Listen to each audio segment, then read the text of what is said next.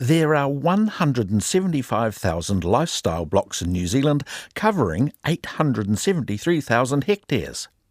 And while some are owned by farmers who've downsized, many are owned by busy former urbanites who love the thought of a rural lifestyle, but really are novices when it comes to looking after the handful of sheep they've bought to keep the grass down. Today, old friend Carol Stiles is back with us, meeting a woman who has set up a business to give lifestyle block owners a helping hand.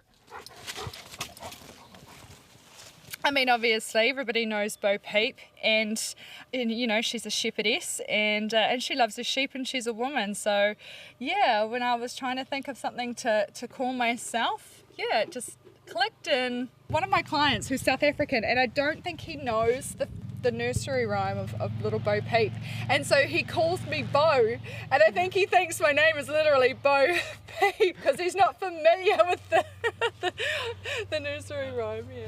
This is in fact Brya Harrison. Today she's near Tiro in Waikato at Gary Peterson's place. I've got the mineral drench here for us today, Gary, so I just thought it would be really good to get in some real vital minerals into them just before the winter. Yep. Her elderly and a bit deaf right-hand dog Bear is on the job too. Bear's been with Brya since he was 8 months old. Bear! Hey, Bear! We're on 3,000 acres in the Hawke's Bay of sheep and beef and some pretty rugged terrain. He's always been the core dog of the unit because we used to have 6 other working dogs. So he was always just so super friendly and social with us. And yeah, so when we moved and seriously downsized to 25 acres, Chris just, I mean, both it's of your us, husband. we couldn't, yeah, Chris, my husband, we both just couldn't let him go. And so yeah, he is 12 now. Bear, this way, Bear, this way. Gary, how much land do you have here? Round about just under 4 acres.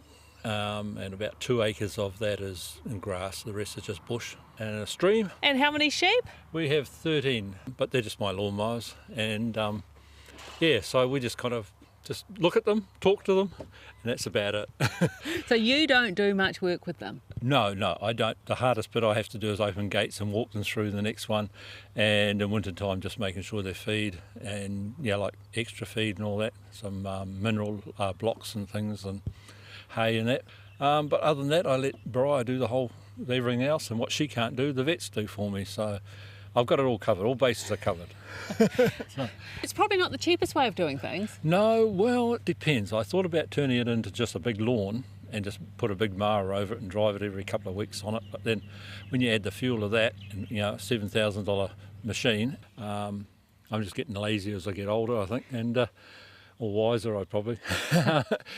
No, they don't work out too bad, and plus they look good on the paddocks. I like, you know, be able to see something moving around, and it looks all nice. My dream lifestyle sheep owner, you know, the ones that know their limits and know their capabilities, but also very responsible for their animals. You know, you can't get much better than that. Yeah. Awesome, let's head over. Hey Gary, this looks pretty good. You've changed it a bit. You've built some yards down there. Yes, it was going to be my woodshed, but we thought, well, better do something for the sheep when winter's coming. So when I spoke to Brya, she said, "Oh, you got some yards?" And I thought, oh, I looked at the prices of them. And I thought, well, I'll use the timber I got for the woodshed. So Brya gave me some hints and helps, and you know, which way to face the gates and all that to make sure it worked well for her. And there's so many of my clients don't have efficient yarding, and it's literally whipped up with, say for example, a few gates here and there, or a few pallets here and there, and luckily I've got a very smart Bear who understands what we're trying to achieve, but he helps me get them in. And even sometimes we're running around, you know, I've got 20 minutes, 30 minutes to get these sheep in this makeshift yarding.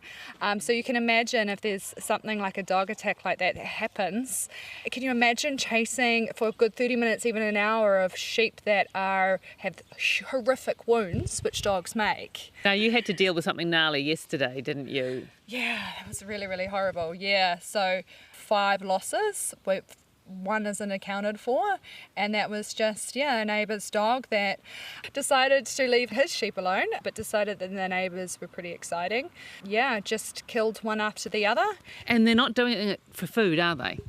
No, I mean, they just get into a bit of a frenzy. It's really gruesome, but they literally rip the throats out, don't they? Yeah, they know where to go to grab and hold very tightly and tear. Do you come across that often? Do you have lifestyle block owners who call you and say, helps, a dog's been at my sheep? So this is the first one where I've actually had to deal with an aftermath, but I have got several clients where I'm shearing away and I was like, oh, you've got a missing ear, and then they tell me the story about how a year or two ago they had a dog attack, and I've got several of them. Better let you get on. Yeah, Bear, come on, your turn. Come on, Bear, come. Here, Bear. Okay, here, Bear. Only just over, mate.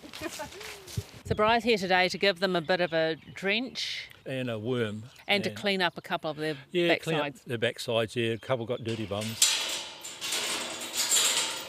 Come on. Sorry, Bear, I'm in your way. Have you had lifestyle blocks before? Yeah, plenty. This is our 11th, this one. We just like lifestyle blocks. And have you always had somebody else deal with the sheep? Yes, everywhere. Guys been taught me how to shear and all that, but they look like old, I don't remember the comedian, Kevin Bloody Wilson. They look like him. Cuts everywhere. And I thought, no, I'm not going to do that to them, so I just get everywhere I go. I look for a local shearer or someone that will do them. It's one of those things with lifestyles, they can be a life sentence nearly if you don't kind of manage everything properly. Some people love it, I don't. It's like, I just love the space. And that's what I enjoy, and these guys give it to me by keeping the lawns tidy. That's it.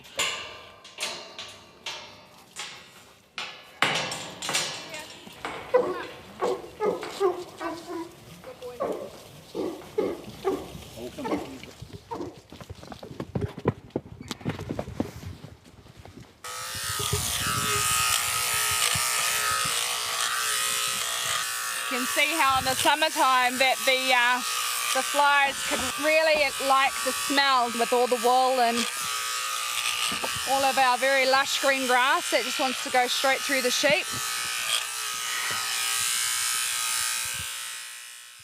And everything's electric.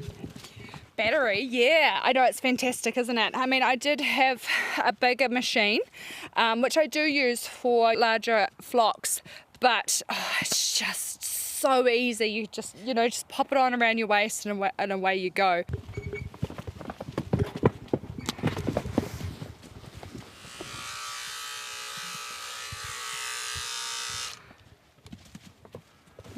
That was quick. Yeah, not too dirty, but still, while I'm here, might as well. What were you doing before you set this business up? So I was shearing in your classic, shearing gangs where we would go to large stations and large farms, and I'd work for a contractor and start at 7 in the morning and finish at 5, but with 2 kids. Yeah, it's not very family friendly. So going into the lifestyle side of things made sense because I can be my own boss more on a part-time basis. So how many years were you shearing? So, I went to the UK for 2 summers.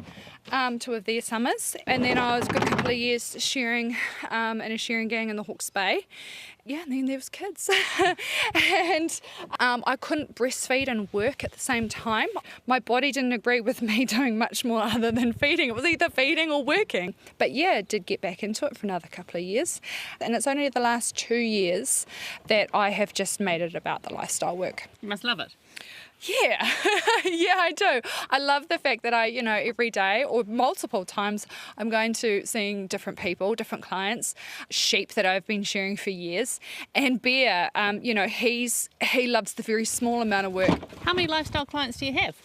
Gosh, I have just over 100. The majority is southern Auckland, so we're talking Clevedon, Whitford, Pukekohe, Glen Murray, and then my local areas, which is Te Reo and Potatadoo.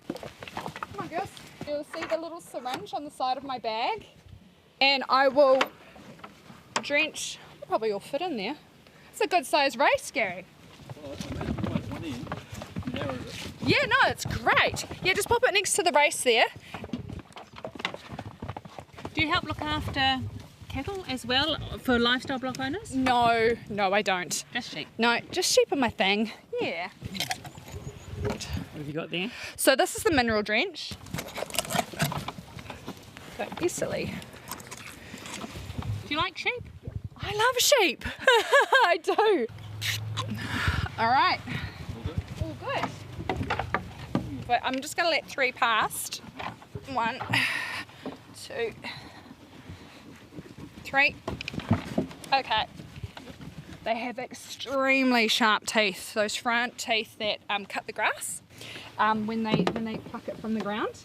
They're ridiculously sharp. I have cut my fingers on their, sliced my fingers on those teeth so many times. So I wouldn't be surprised that he's bitten his lip or something like that. Or even his tongue for that matter.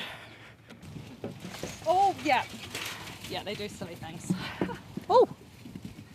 That's why you got to be very aware of where your face is when you're dealing with sheep. It's you've got to be very aware of their nature as well. I mean, you just saw one just randomly flinging itself into the fence just out of sheer panic. I know of quite a few people have had broken noses as a result of a sheep just flinching and jumping. And I know a shearer who bit right through his tongue when he was going to pick up a sheep once to drag it out and shear it. They can do a lot of damage. It's another reason why I think having a great yarding setup is vital for lifestyle owners. What are some of the most common mistakes you see lifestyle block owners make with their sheep? The classic one is they don't shear them, get them shorn at the right time. So a lot of the times I'm turning up and a sheep has advanced fly strike. Or maybe they have got too many. They don't understand what their property can hold. Probably what a lot of owners wouldn't realise that they're doing wrong is that they are breeding from an animal that genetically shouldn't be bred from. So, you know, we might have an animal that gets fungal foot rot on a regular basis, but they will breed from it, and so that has a lamb. That lamb has feet problems, then that breeds, and then that breed, then that, and you know, so it carries on. That's us, Gary. We are all good. So when will you see Brya again? August, September for a shear, basically to clean up before summer. That helps with fly strike and all things like that, and probably a drench again. Yeah, I leave it up to her. She basically tells me when they need to be done. Do you quite like sheep? Oh, I love them, love them. Oh, do you? Yeah, definitely, and I don't like anything happening to them, so this way I can do the best I can by getting someone in that knows what they're doing, and there's no hit or miss then. And like we say, if Brya can't do it, then the vet does it. So we've got 2 experts on the job, so, and I just do what I'm told. 3, and experts. Bear. And Hey Bear. Bear. Hey Bear. So yeah. I'll just follow you. Bear, come on. We're popping up to Brya's own lifestyle block 20 minutes away to meet her husband, Chris Kyle. Chris is now a stock agent but spent many years travelling the world shearing competitively.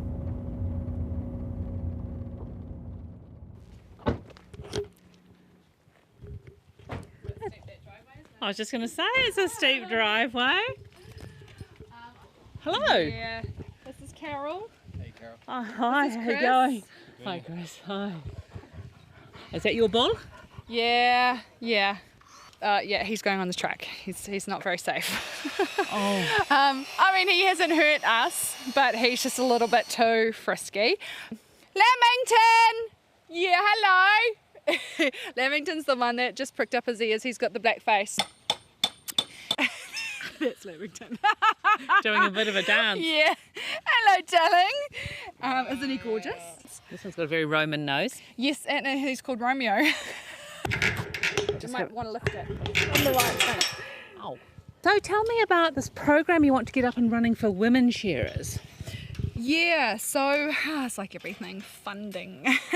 But I want to do sharing courses where only women, are teaching women because obviously the shearing industry is male dominated, and so a lot of the times it's men teaching the woman.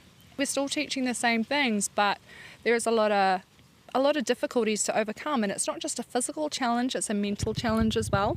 A woman can understand a woman a lot better in multiple ways. So you were taught by a man? Yes. Yeah. And so men have generally a greater upper body strength. So does it mean that you tackle shearing differently? Yeah, so I mean, when things go wrong, as in, the sheep might get out of place, they might get on their all fours and try and take off, or they need to be wrestled back into place. Yeah, they can rely on their strength, whereas women, we need to rely on our skill. I mean, it's not only the strength aspect, but also, the men's endurance. Yeah, I think a lot of women sort of maybe put things in the too hard basket and not take their career further because they're simply not understood. Quite a blokey environment, the shearing Exactly. shed. Yeah. It is. There's still very much that whole classic, have a can of concrete and harden up. Yeah, less of that with a woman. So that's what you want to do? Yeah, that is what I want to do. Yeah. Use my background and my knowledge, and then if they're wanting to sort of pull out of the industry, it's like try and work backwards as to why and see if we can overcome that. How were you treated in the shearing shed? Worst point, I was nearly pushed down a flight of stairs.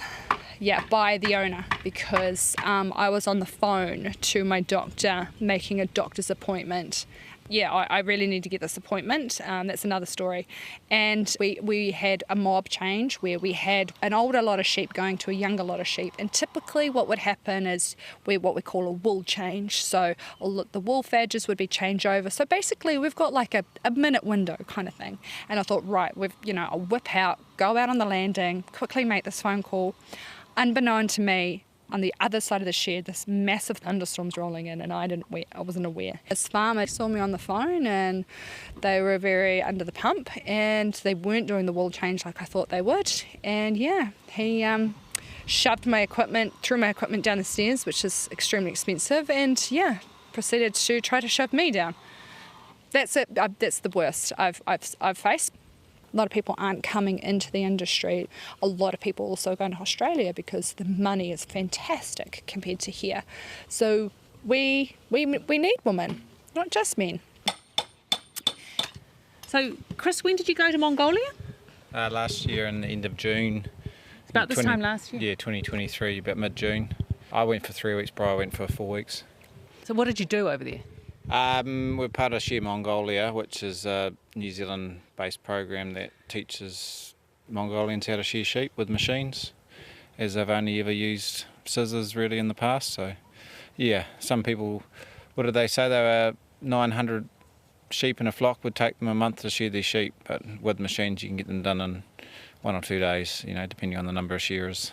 And they use also multiple people, so they'll have maybe 1 or 2 people holding the sheep down while one person is chipping away with the scissors. Or tie them up, yeah. Did a few demonstrations as well where we had one where the Mongolian guy used his scissors to shear a sheep, and then I had to shear a sheep with a machine next to him, and just to show the speed difference and how clean they get shorn as well, because they're sort of trying to create a wool industry there as well with their wool products, so using machines you get more wool off the sheep as well. So how big is the flock over there, the national flock? It's hard to tell, but they said they have 80 million animals, which includes sheep, goats, cattle, camels and horses. So I think roughly 20 million sheep, probably a few more, yeah. And what do they look like? Are they similar to ours? No, not really, not at all. They sort of like a lot of them are the fat tail sort of bred sheep, sort of like the Awasis. The fat on their tail is a delicacy, so they breed for the fat. So if they have, say, a ram with a humongously fat tail, they're going to keep that one compared to one that's slightly slimmer. And the ewes as well, they keep them. So they literally just slice up this fat tail and just eat just these slithers of pure fat. How do the sheep behave when you try to shear them? They weren't too bad, but they were quite tough shearing just because of the climate. Like, it's very harsh, dry. Yeah, dust. So they're under some very tough conditions. Yeah, no fertiliser. No fences. Yeah. It's just vast country that, like, the government, I think, owns all the land, and the herders are allowed to just take their sheep wherever they want. Mongolia is one of the coldest places on earth. The capital, I think, they reckon is the coldest capital in the world, gets down to about -45 in the winter time, and areas get down to -50 and 60 in the cold parts of the country. And they reckon in a severe winter they could lose half their national flock of sheep. Why does New Zealand have a relationship with Mongolia, do you know? So Paul Bro, he went over there on a holiday and he saw people shearing sheep, and his father was Tom Bro, who was a Golden Shears champion back in early 80s, I think he was, and so he had a relationship with shearing that way, and he saw those guys shearing their sheep with scissors, and he works for Rabobank in Hamilton, and he set up an organisation to teach the Mongolians to shear sheep with machines like we do. Yeah. What's the wool used for over there? What do they do with it? Fertiliser. Yeah. Yeah, so there's a factory set up. We stayed there, and they have like a pelleting machine, like that makes similar to like sheep pellets and chook pellets, that sort of stuff, but it's compacted wool, and they sell it as fertiliser to Germany and America, and yeah, it's a very good organic type of fertiliser that they put the pellets in pot plants and stuff like that, and the wool holds 3 times its own weight in water, and also it's about 10 or 12% nitrogen as well, and yeah, just the organic matter, and that is just a natural fertiliser. It makes me think it's probably a low value product. Yeah, it's very coarse wool, mostly coarse wool, dirty. Sticky. So when we're shearing, it's like pushing through glue to a degree.